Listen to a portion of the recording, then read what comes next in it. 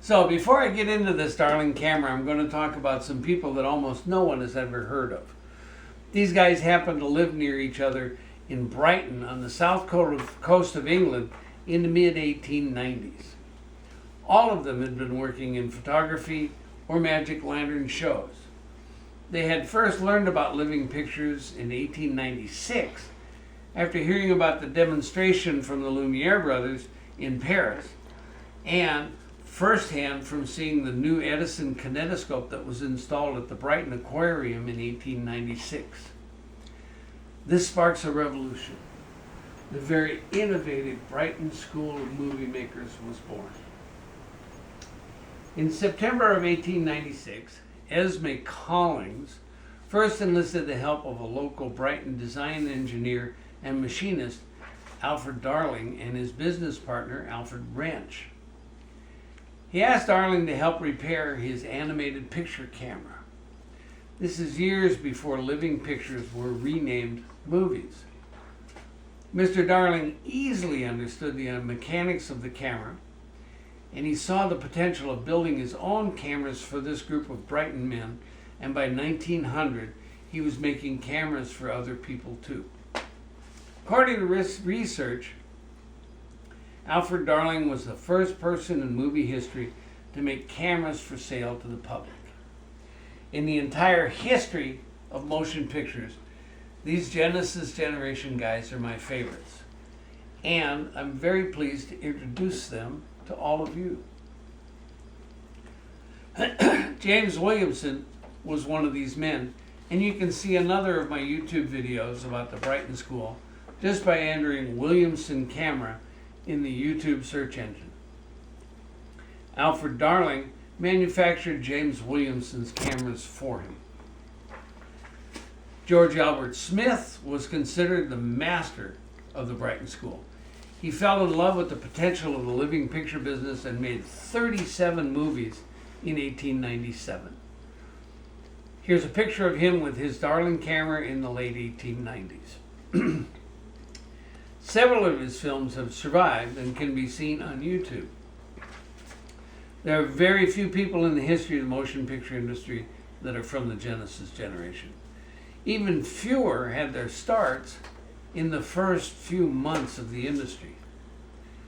Alfred Darling was in the movie business nearly from day one. This is one of his cameras.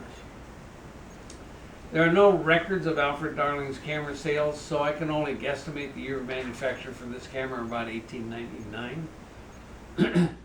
Alfred Darling is one of my favorite people ever. He was the engineer and machinist that started the Brighton School of Movie Makers in their film careers. He was special in so many ways. On request, he designed and manufactured cameras for other people, and even helped them do innovative modifications to his own camera. He made the color cameras for the American Charles Urban.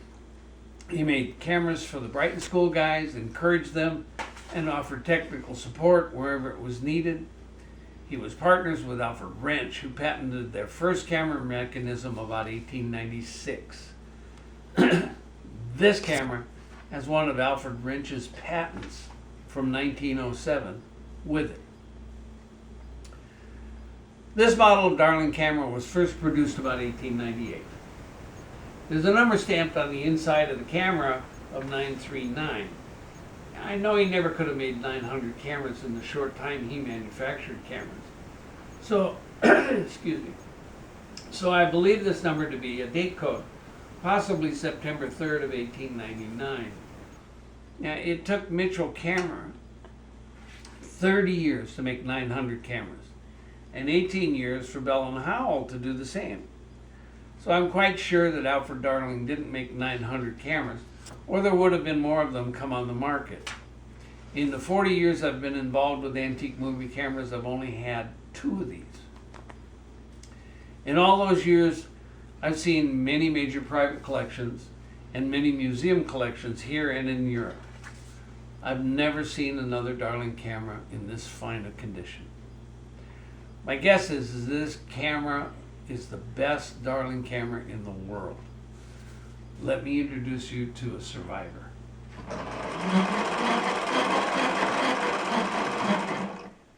This camera is truly a survivor. In the world of collector cars, a survivor car is worth a lot more than a restored car.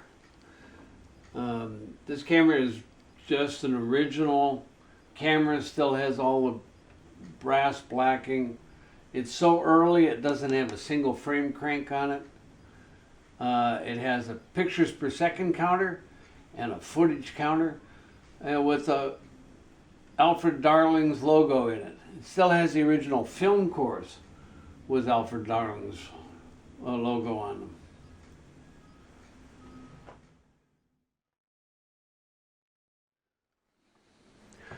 Like I said, this is the best camera, the best Darling camera I've ever seen. It's so complete. It has the most fabulous side finder here, and then a target that you look through to line up the crosshairs there. Crude, but efficient. This is how you focus the camera. You put film in there, it's got a glass pressure plate. And the glass pressure plate lets you actually focus right on the film. You focus through this tube. So you put your eye up here, you get focus, you know you have focus. And you put your light plug back in, and you're ready to shoot. The lens is a 3-inch Cooke kinematograph. And it's perfectly clean, and the iris works perfectly smooth.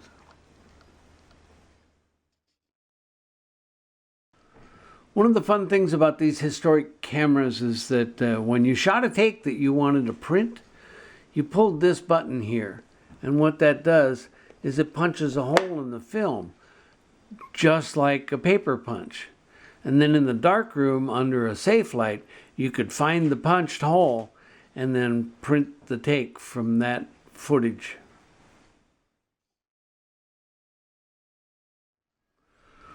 Well, this camera is so complete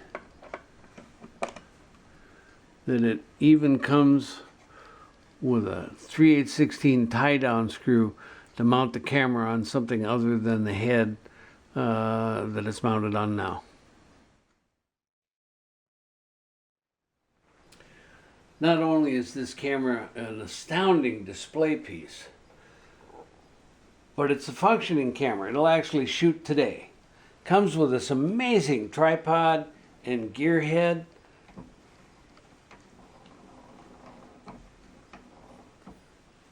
And the gear head is just in incredible condition. Has a gear shift lever so you can take it out of gear and pan it by hand to get your little spot, and then put the gear back in and then crank it.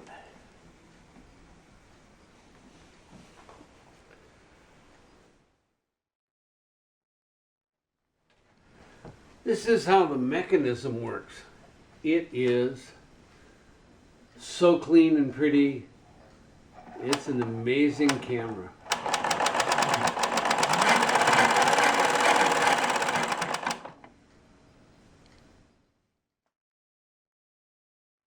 Here are the gauges on the side of the camera.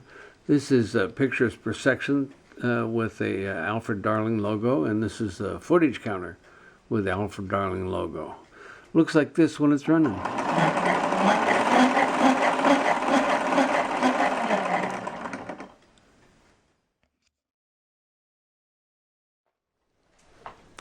And this is what it looks like running film.